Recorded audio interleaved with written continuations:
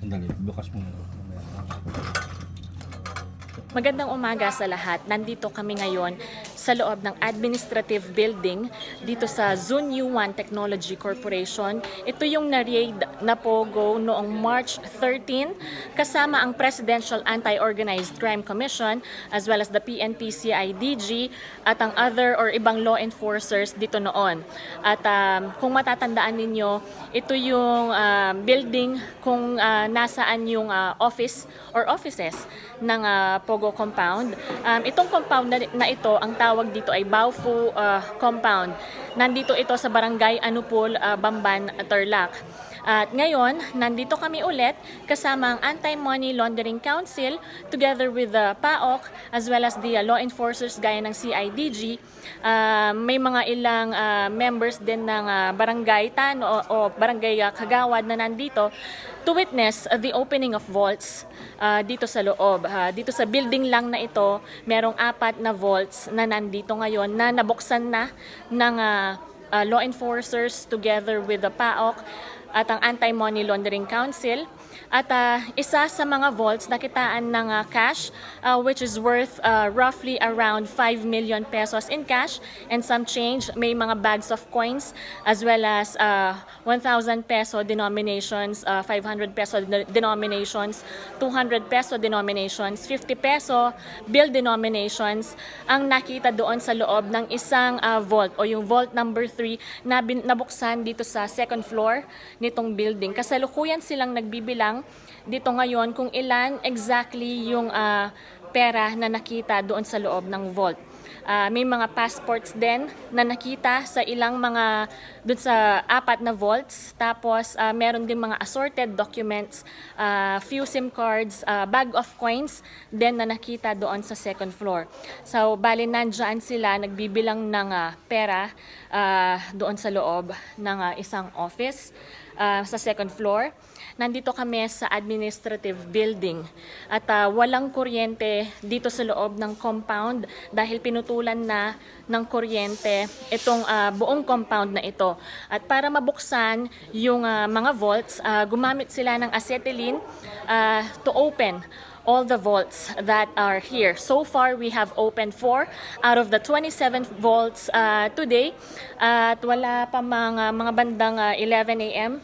I think right now, we've started to open the vaults at around 10 a.m. At nakaka-4 pa lang kami. So far, yun lamang ang mga nakita sa loob ng vaults dito. So apart from the 5 million pesos, so far from 4 of the vaults and some cash or change, I mean, as well as assorted documents and passports, sabi ni PAOK spokesperson Winston Casio, they are hoping to also see seed phrases and crypto wallets. Ito yung kung saan mahanap or maka-access yung crypto accounts ng mga Chinese na nandito. This will help them check the crypto accounts or scamming activities as well ng mga nandito sa loob ng Zone U1 Technology Corporation. Actually, yung mas importante sa amin are the documents, financial documents na magiging basis ng ating forensic accounting. Generally kasi, you seldom find large amounts of cash in POGOs like this. Kasi usually mga nandyan na lang, mga pampasahod nila, mga operating expenses and all. Pero what we need are evidence that would lead us to their digital currency, to their digital accounts. Mga crypto wallets, mga seed phrases. Kasi yun ang lifeblood ng mga POGOs, digital currency. So far, 4 pa lang po out of the 27 vaults ang nabubuksan natin. So 5.5 million pesos ang nakita and a few $100 pa lang po nakikita natin. The entire compound of Baofu, subject po ng warrant po yan. All the 36 buildings here. So lahat ng mga nakita nating mga money vaults dito na sinis po natin, isinama po natin doon sa return ng warrant. So yung 27 vaults na nakita lahat dito, yun yung subject ng break open. No? So kaya lahat po yan, bubuksan natin. Bubuksan po using acetylene po. So sinusunog po, Kasi wala ho tayong grinder na magamit sapagkat pinatayan po ng kuryente itong compound. Yun ang pinagtataka namin. No? Bakit napatay yung kuryente ng compound? Sabi ng Tarelco, hindi sila ang nagpatay ng kuryente. Sabi rin ng Water District, hindi rin sila nagpatay ng tubig. So sino ang responsable sa pagpatay ng tubig at saka kuryente sa lugar na ito? Nandyan lang ho ang LGU. Baka maaring matanong natin yung LGU kung paano nangyari ito.